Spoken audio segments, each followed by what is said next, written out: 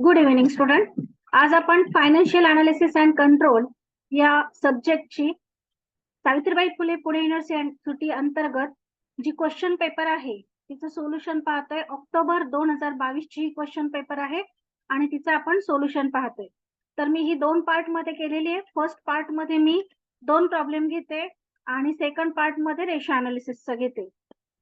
ये जो question paper है ये फाइनेंशियल एनालिसिस एंड कंट्रोल की सावित्रीबाई फुले पुणे यूनिवर्सिटी की क्वेश्चन पेपर है अक्टूबर 2022 की एमकॉम फर्स्ट सेमेस्टर सेकंड.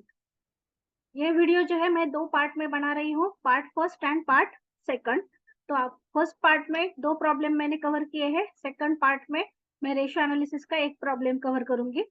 तो ये क्वेश्चन पेपर का सॉल्यूशन हम स्टार्ट करते हैं. ये जो वीडियो है इसके डिस्क्रिप्शन बॉक्स में मैंने फाइनेंशियल एनालिसिस एंड कंट्रोल की सभी लिंक्स आपको प्रोवाइड किए, वहां से आप जो प्लेलिस्ट है वो देख सकते हैं.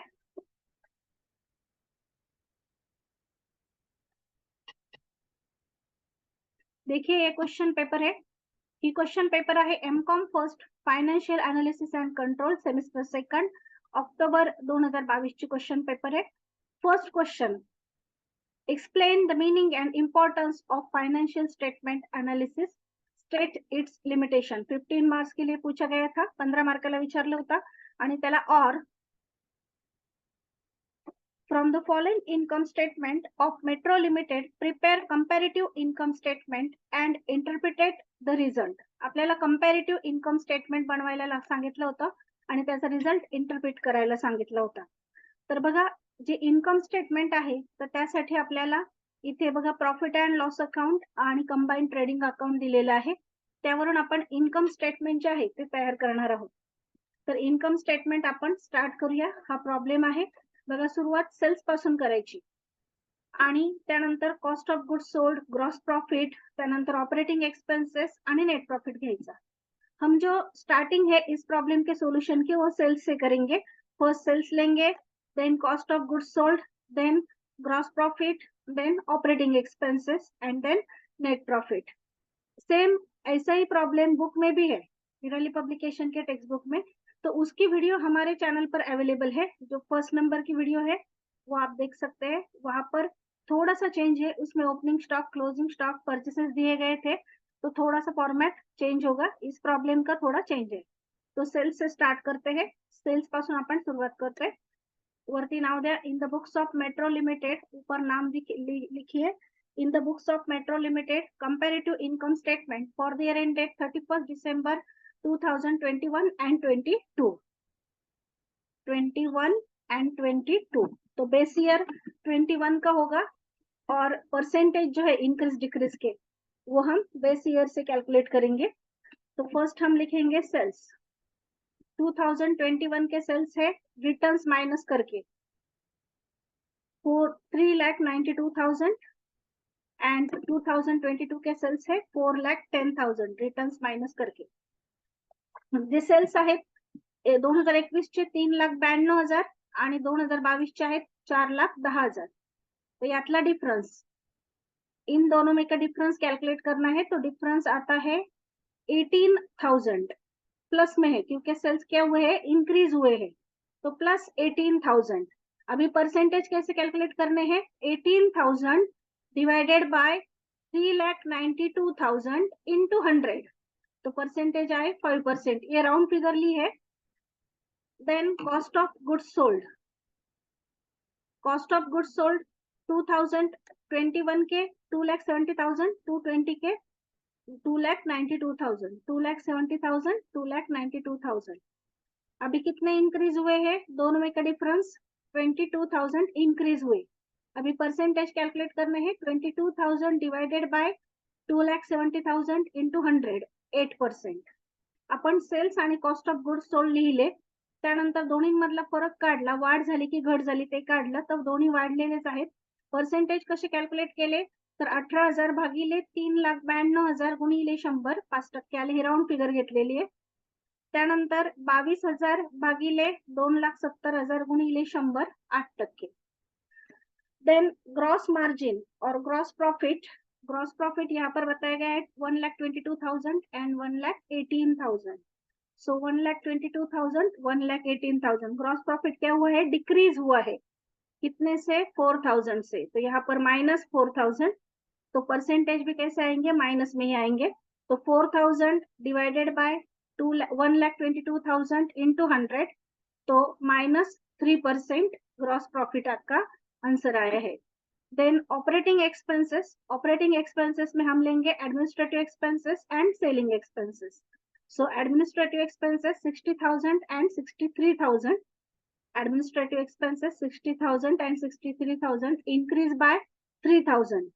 So 3,000 divided by 60,000 into 100, 5% rounded up लिया है। Then selling expenses 30,000 and 35,000 है, तो increase by 5,000. So percentage 5,000 divided by 30,000 into 100, 17%. आपण ऑपरेटिंग एक्सपेन्सेस जे आहेत ते ऍडमिनिस्ट्रेटिव्ह एक्सपेन्सेस आणि सेलिंग एक्सपेन्सेस घेतले, त्यानंतर त्यामध्ये इन्क्रीज किती झाले होते, तर 3,000 आणि 5,000।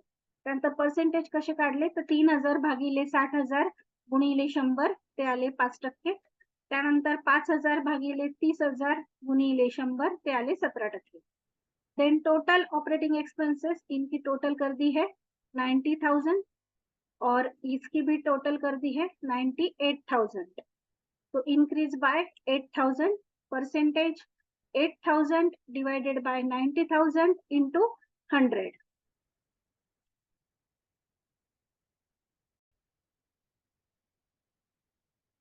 तो टोटल 8,000 डिवाइडेड बाय 90,000 इंटू 100, 9%।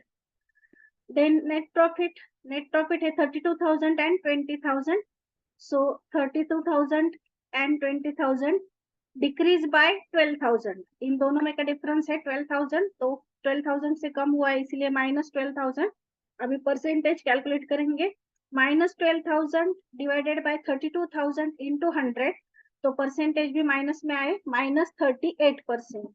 अभी इंटरप्रिटेड कैसे करना है, तो स्टेटमेंट देखना है क्या है, स्टेटमेंट में क्या दिखता है, तो सेल्स इंक्रीज हुए हैं, कॉस्ट ऑफ गुड्स सोल्ड भी क्या हुआ है, इंक्रीज हुआ है। लेकिन जितने परसेंट से सेल इंक्रीज हुए, उससे ज्यादा परसेंट में cost of goods sold increase हुआ आहे, इसीलिए ग्रॉस प्रॉफिट क्या आहे, मायनस में आया है।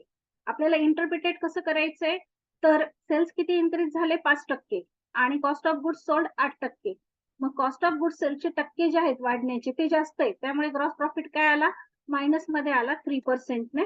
म्हणून आपण इंटरप्रेट करतोय as above mention profit and loss account of 2020 to 21 and 22 as compared to their figures, there is increase of 5% in sales, but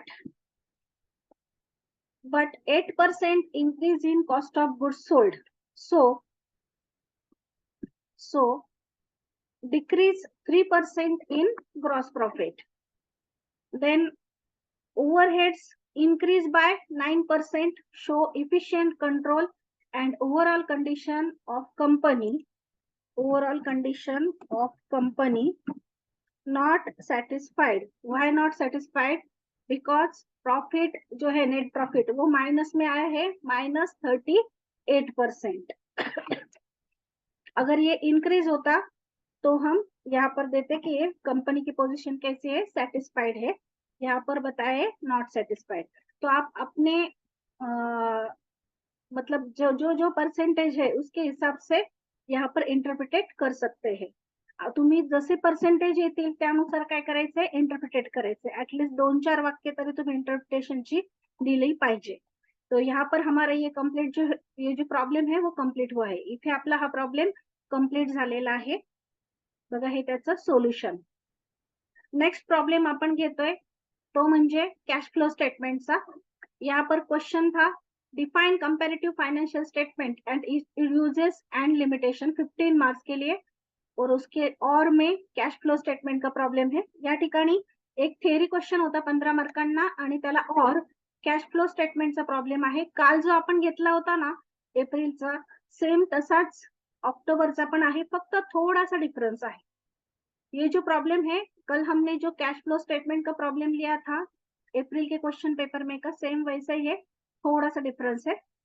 तो यहाँ पर देखिए ये प्रॉब्लम है बैलेंस शीट और एडजस्टमेंट। तो फर्स्ट हम क्या करते हैं, एडजस्टमेंट कंसिडर करते हैं। तो एडजस्टमेंट में क्या बताया गया है, there had been no disposal of free hold property in the year. Free hold property dispose नहीं हुई है इस साल में, यानी कि परचेस हो सकती है, सिर्फ डिस्पोज नहीं हुई है। Then second, a machinery machine tool which had cost 8,000, in respect of which 6,000 depreciation had been provided, was sold for 3,000. 8,000 रुपये कॉस्ट असलेली मशीन आहे जिच्यावर 6,000 डेप्रिसिएशन वजा केलं, म्हणजे किती यायला पाहिजे 2,000, तर आपण ते कितीला विकली 3,000ला, म्हणजे 1,000 रुपये काय झालाय प्रॉफिट झालाय. आणि fixture which had cost 5,000 in respect of which depreciation 2,000.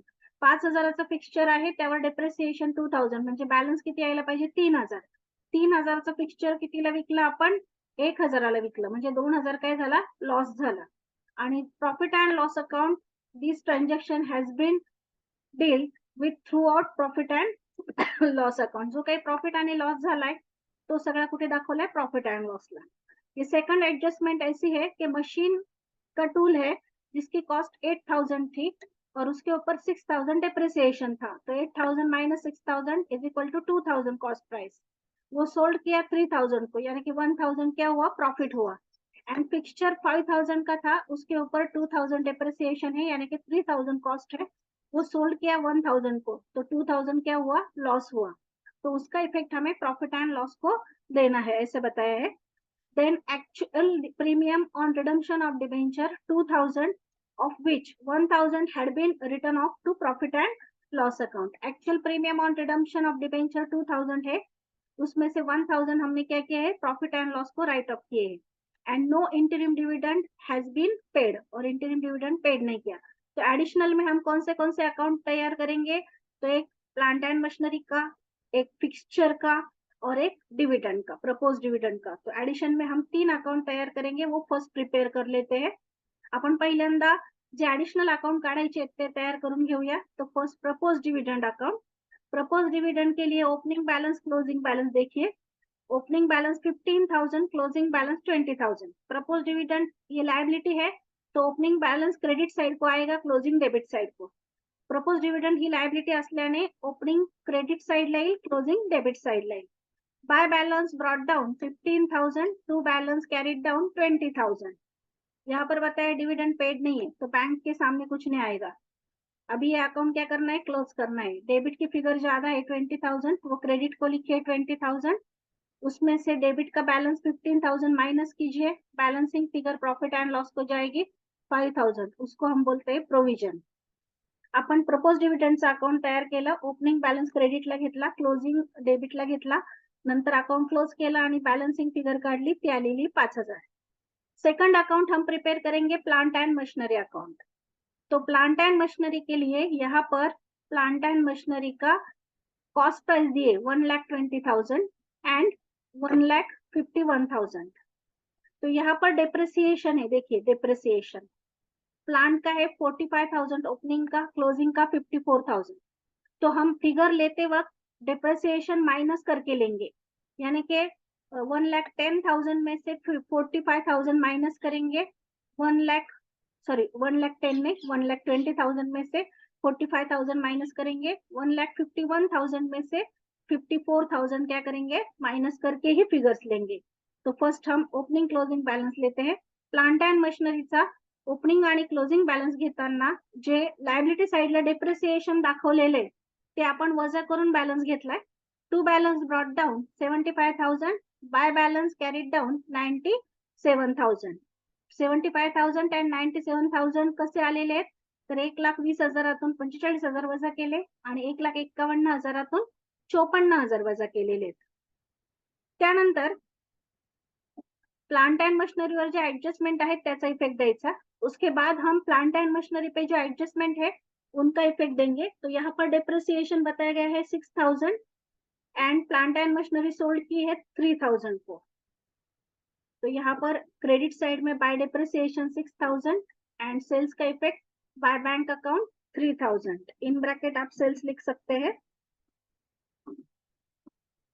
तो अभी जो 8,000 की मशीनरी थी, वो 6,000 डेप्रिसिएशन माइनस करने के बाद 2,000 बैलेंसिंग फिगर आनी चाहिए, लेकिन वो सोल्ड कितने को की 3,000 को, यानी कि 1,000 क्या हुआ, प्रॉफिट हुआ। तो प्रॉफिट हम डेबिट साइड को दिखाएंगे, to profit and loss account in bracket profit on sale of machinery. So profit on sale of machinery is equal to 1,000। अभी अकाउंट क्लोज करना है। क्रेडिट साइड की टोटल ज्यादा है 1,06,000, डेबिट साइड को लिखिए 1,06,000, उसमें से डेबिट के 76,000 माइनस करके बैलेंस आया है 30,000, उसको लिखिए to bank account in bracket balancing figure purchase of machinery लिखिए, यहाँ पर मैं शॉर्ट फॉर्म में लिखती हूँ, परचेस ऑफ मशीनरी। आपण प्लांट अँड मशिनरीचं अकाउंट तयार केलं, ओपनिंग बॅलन्स डेबिटला घेतला, क्लोजिंग बॅलन्स क्रेडिटला घेतला, डेप्रिसिएशन वजा करून, त्यानंतर जी मशिनरी सोल्ड केली होती तिचा इफेक्ट आपण क्रेडिटला दिला बाय बँक अकाउंट, डेप्रिसिएशनचा इफेक्ट त्या मशिनरीवरचा क्रेडिटला दिला बाय डेप्रिसिएशन 6,000 रुपये, आणि त्यावर आपल्याला जो प्रॉफिट झाला होता त्याचा इफेक्ट डेबिटला दिला। त्यानंतर अकाउंट क्लोज करून बॅलन्सिंग फिगर कॅल्क्युलेट केली, ती आली 30,000 purchase of machinery. Second account आपण काढणार आहोत furniture and fixture and fitting का। सेकंड अकाउंट है फिक्चर एंड फिटिंग का, तो उसका ओपनिंग बैलेंस है 24,000, क्लोजिंग है 29,000, उसमें से भी डिप्रिसिएशन हम माइनस करेंगे। फिक्चर का डिप्रिसिएशन है 13,000 एंड 15,000।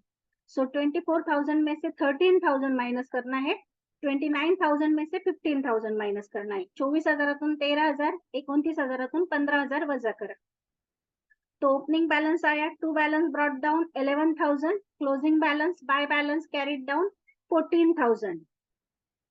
देन एडजस्टमेंट का effect, fixture had which had cost 5,000 in respect of which depreciation 2,000 has been provided were sold for 1,000। depreciation 2,000 है, सेलिंग प्राइस 1,000, तो क्रेडिट साइड को लिखिए by bank account 1,000 selling price, by depreciation account 2,000 and 5,000 का picture था, उसमें से हम depreciation 2,000 minus करेंगे तो 3,000 बैलेंस आना चाहिए था, लेकिन सोल्ड कितने को किया 1,000 को, तो 2,000 लॉस हुआ।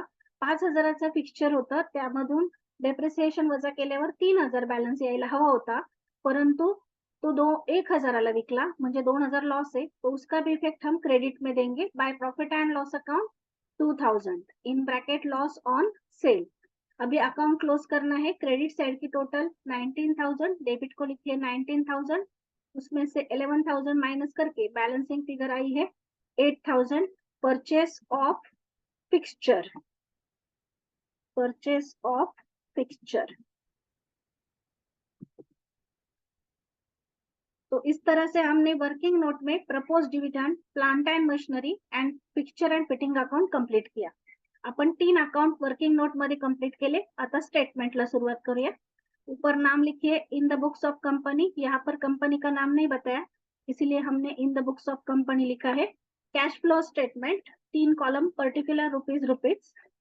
फर्स्ट कैश इनफ्लो और cash flow from operating activities, तो नेट प्रॉफिट से स्टार्ट करेंगे। नेट प्रॉफिट का ओपनिंग एंड क्लोजिंग ये बैलेंस लेंगे। तो प्रॉफिट एंड लॉस अकाउंट में profit and loss opening 28,000, closing 70,000, तो 70,000 में से 28,000 माइनस करेंगे। प्रॉफिट एंड लॉस ओपनिंग आहे 28,000, क्लोजिंग आहे 70,000, 70,000तून 28,000 वजा करायचे, तो बैलेंस आया है 42,000। Then consideration of non cost item, non cost item में क्या क्या आएगा, depreciation, loss on sale of fixture, propose dividend and premium on redemption of debenture. जो राइट ऑफ किया है वो इन्हें ब्रैकेट में लिख देते हैं हम, right of.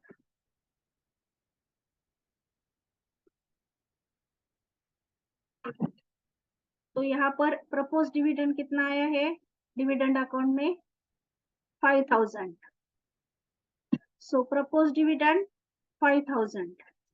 then depreciation on fixture adjustment में से हमने लिया था या फिर यहाँ पर एंट्री है डेप्रिसिएशन, फिक्सचर का है 2000, प्लांट एंड मशीनरी का है 6000.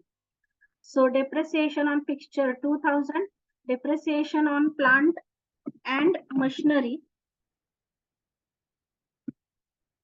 6000. Then loss on sale of fixture, loss on sale of fixture 2000, loss on sale of fixture 2000 and premium on redemption of debenture जो राइट ऑफ किया है वो एडजस्टमेंट में बताया गया था कि राइट ऑफ किया है 1000, तो 1000 का इफेक्ट हम यहाँ पर लेंगे नॉन कैश आइटम में. तो premium on redemption of debenture 1000, इनकी टोटल कर दी, टोटल आई है 16000. जो प्रॉफिट आया है 42000, मतलब प्रॉफिट एंड लॉस का डिफरेंस, तो उसमें हम 16000 ऐड करेंगे. ऐड करने के बाद 58000 टोटल आई है.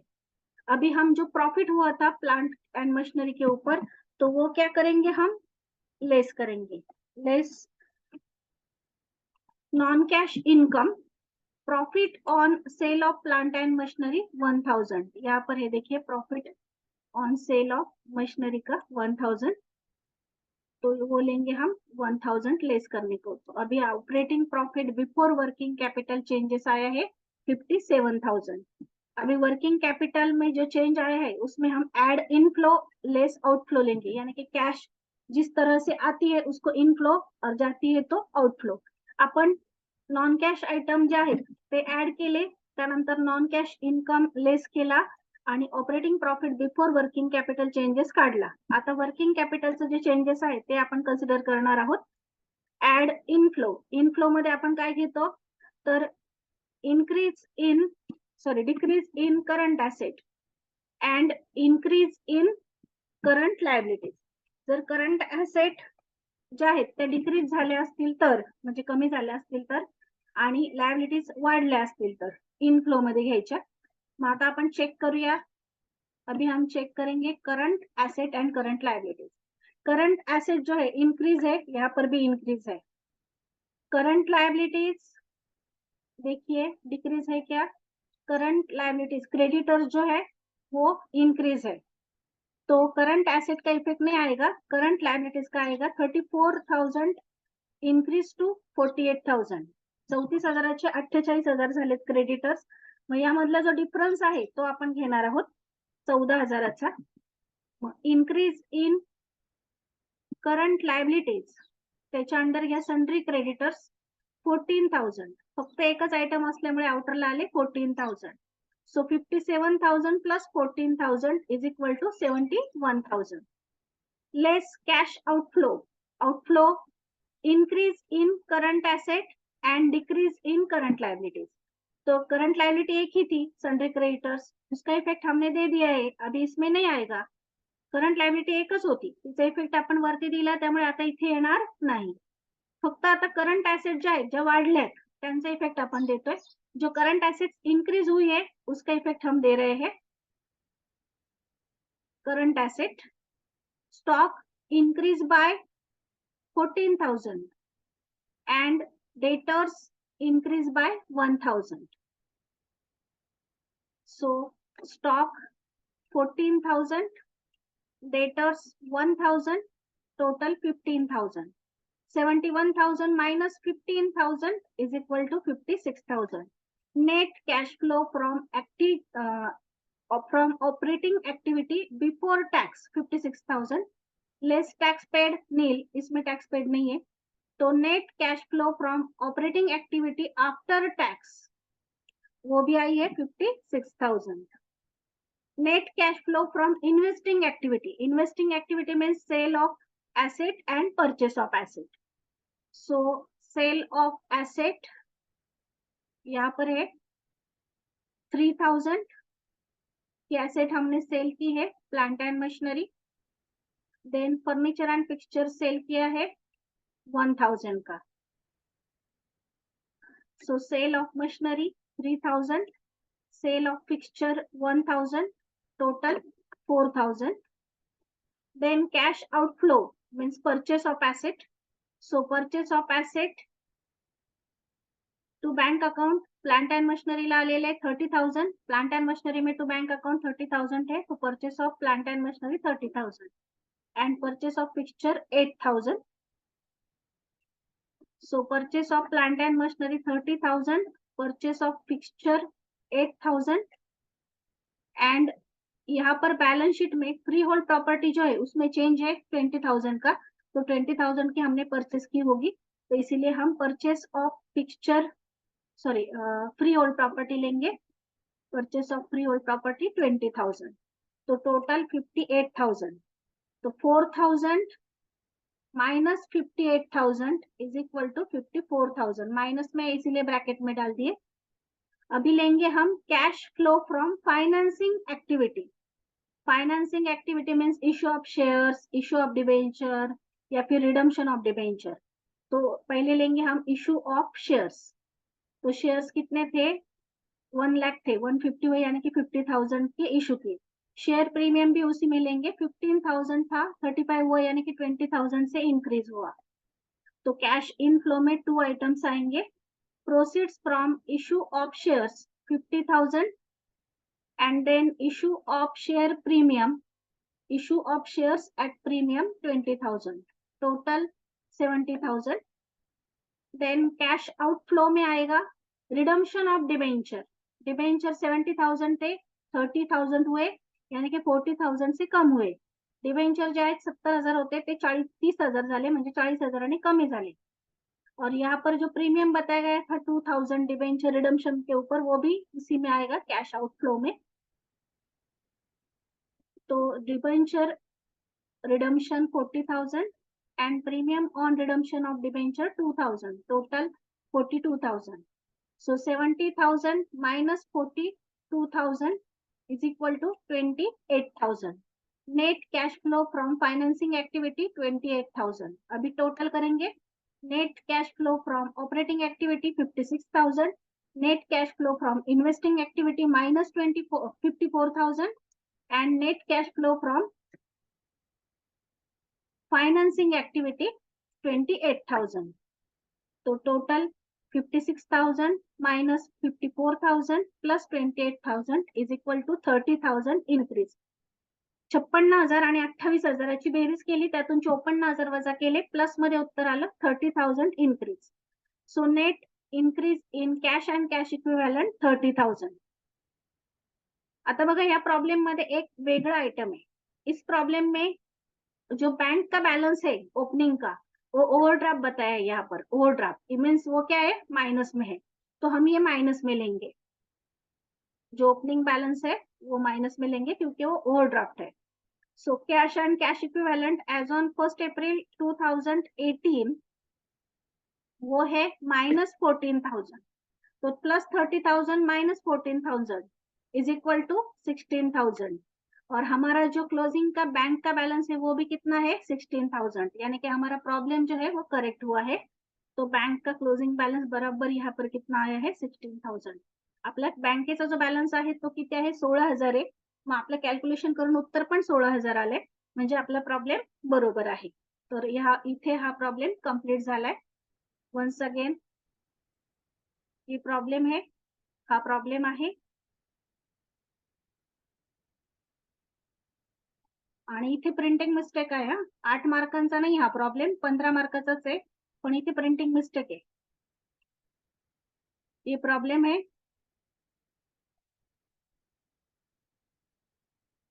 और ये उसका सॉल्यूशन.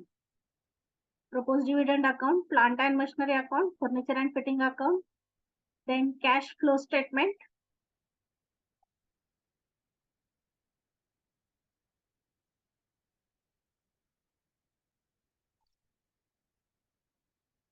यहाँ पर कंप्लीट हुआ. Thank you.